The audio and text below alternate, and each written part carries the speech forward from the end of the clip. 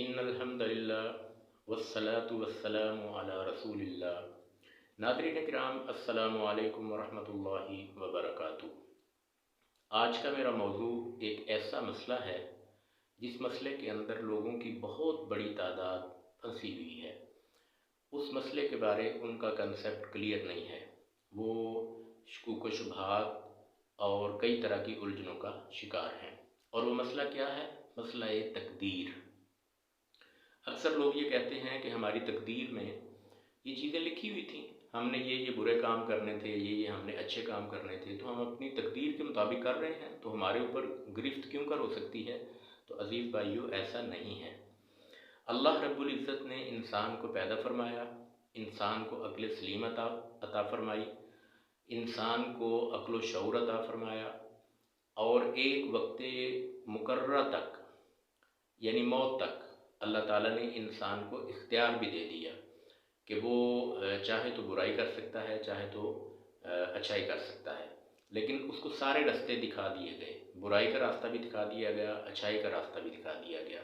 और अम्बिया किराम अलैहिमुस्सलाम के विसातत से भी उसको अल्लाह रब्बुल इज़्ज़त का पैगाम भी पहुँचा दिया गया, और अच्छाई और बुराई के अंदर तमीज़ भी करके उसको बता दी गई कि ये रास्ता ठीक है और ये रास्ता गलत है, ये रास्ता जन्नत की तरफ जाता है और ये रास्ता जहन्नुम की तरफ जाता है।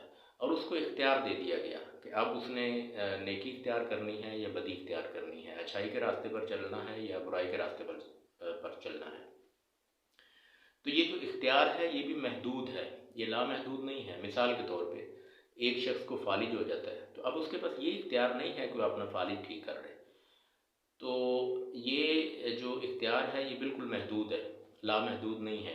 तो यहाँ चूँकि अच्छाई और बुराई की बात हो रही है, तो उस हवाले से इंसान को जो है ना, वो अल्लाह रब्बुल इज़्ज़त ने इख्तियार दिया कि वो अच्छाई इख्तियार करे या बुराई इख्तियार करे, और ये भी मौत तक।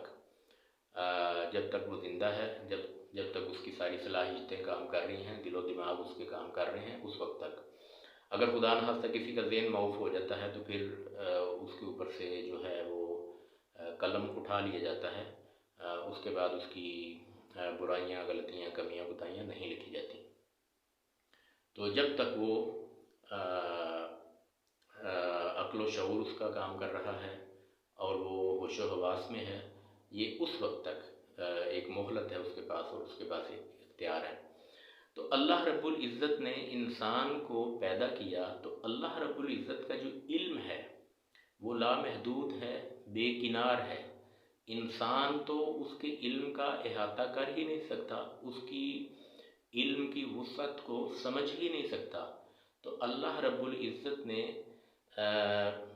यानी इंसान तो इतना बेबस है कि इंसान खुद अपनी बॉडी स्ट्रक्चर को अभी तक मुकम्मल तौर पर नहीं समझ पाया।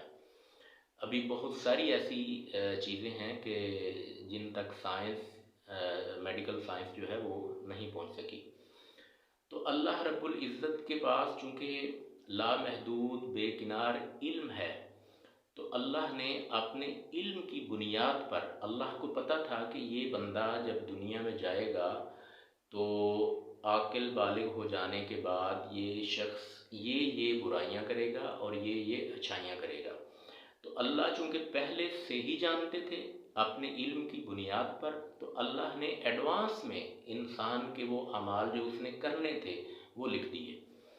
तो अब जो मसला, जो नुक्ता समझने वाला है ना, वो ये है कि जो तकदीर में लिखा हुआ है हम वो नहीं करते, बल्कि जो हमने करना था अल्लाह ने वो तकदीर में लिखा। ये है मसला जिसको समझने की ज़रूरत है, और जिसको समझ आ जाती है उसके बहुत सारे मसाइल हल हो जाते हैं कि तकदीर में अल्लाह ने एडवांस में लिख दिया। तो जो अल्लाह ने लिख दिया हम वो नहीं करते, बल्कि जो हमने करना था अल्लाह ने एडवांस में वो लिखा। इतनी सी सिर्फ बात है।